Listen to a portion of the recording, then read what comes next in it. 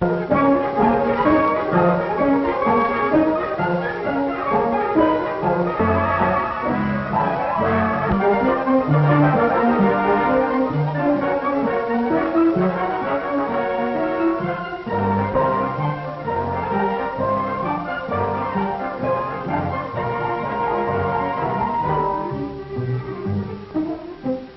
clock on the wall. On the 7th day of December, 1941, it struck the 11th hour. Every hour after that has been, will be, 0 hour. 48 United States of a free and sovereign America are at war. Every American has his job to do, and the will to do it, and the tools to do it with. Pray God he also has the time. Time, the most vital natural resource of a country at war. Every tick of the clock is time won or lost. Every 60-minute sweep, every 12-hour tour of those relentless hands is turning out carload lots of time for us to use ourselves or to give away to the enemy.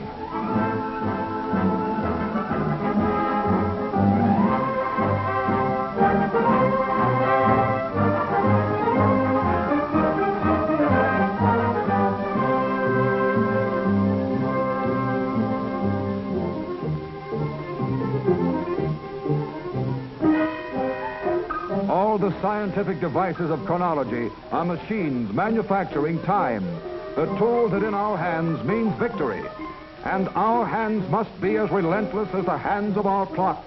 They cannot afford to be less.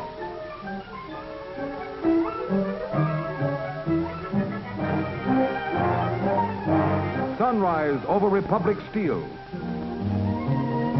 High noon at Willow Run. Sunfall on the Electric Boat Company.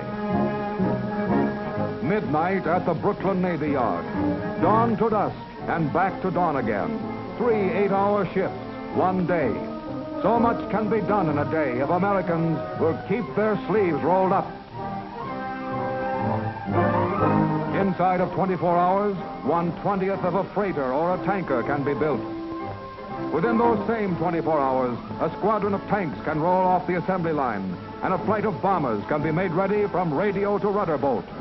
In 1 day, 1,000 acres of corn can become 30,000 bushels of food. In 1 day, 1 plant unit can turn out enough rifles to equip a battalion of infantry, the men who, in 1 day, might win a war or lose it. How? Well, let's visit upstate at a factory where they make 30 caliber rifle cartridges for the Army. Let's visit Jean, one of the girls who inspects these cartridges before they're shipped. She's a good kid, loves her country, and a guy named Joe. He gave her that pin she's wearing before he went to Australia. She's a good kid, honest, intelligent, but she gets tired in the afternoon sometimes, likes to take extra time off for a smoke. That's all, only a few minutes. A few minutes. It only takes a second to jar the primer out of a cartridge. And it only takes a second to put an OK ticket on a lot that should have been rejected.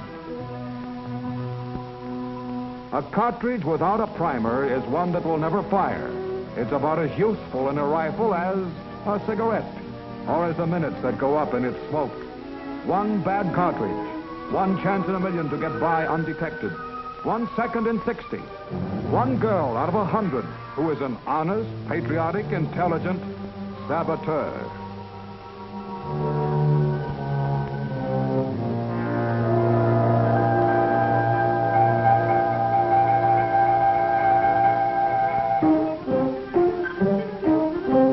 Yes, Jean is intelligent. Intelligent enough to know that one of these bullets in good condition can travel 3 miles. But she doesn't know that a defective one can go halfway around the world. Somewhere in the Pacific, somewhere between the Devil and the Dutch East Indies, is an American scouting patrol.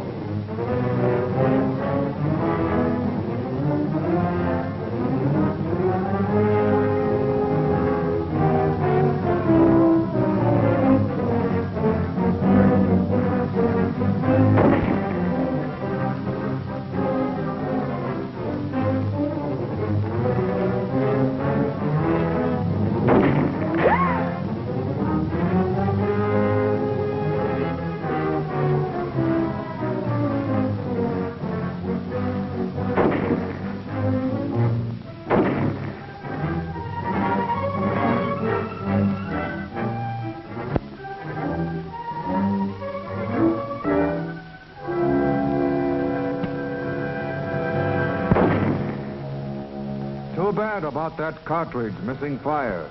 It should have been rejected. It would have been, too, if a girl named Jean hadn't taken time out to smoke. Now meet J.G., general manager of a large wholesale food house. Makes $12,000 a year. Worn a white collar all his life. That is, except for the cocky one he wore in 1918. Tried to get in this scrap after Pearl Harbor, but they said his son could handle the fighting orders, and he could go on taking food orders. Like this.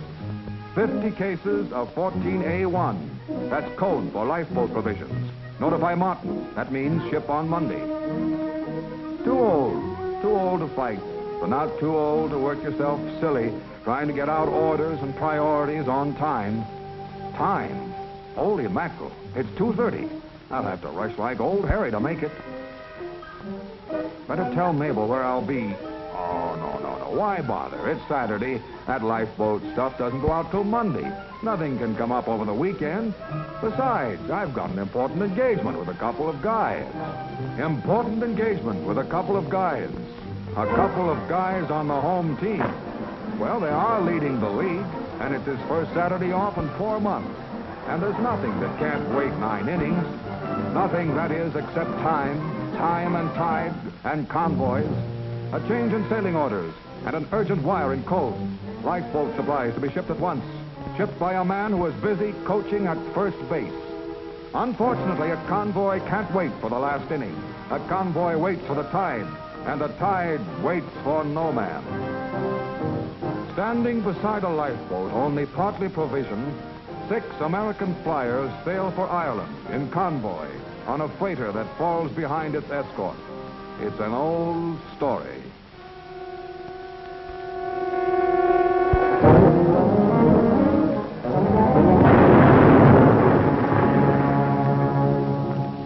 Men sailed for Ireland.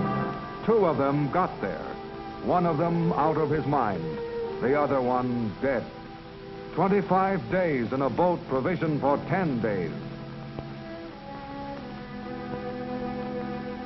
The tide rolls in, J.G., and the clock ticks on. And neither one, in peace or war, will wait for 9 innings.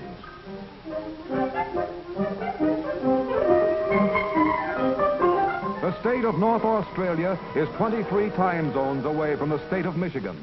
But the clock on the cockpit of the plane over Darwin and the watch on the wrist of the officer in New Guinea are synchronized with the clock at the door of the factory in Detroit and geared to the clock over the water cooler in Kalamazoo.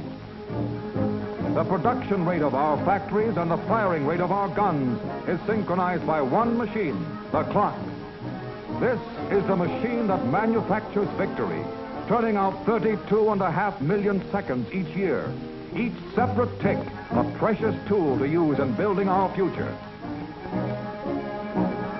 And you, these are your tools, your hands, and they must be as relentless as the hands of your clocks. If we are to conquer, they cannot afford to be less. Still might and still our world and to win liberty for all. Let's keep the flame of freedom blazing whatever may befall. Fill every burning moment until conquered is the foe.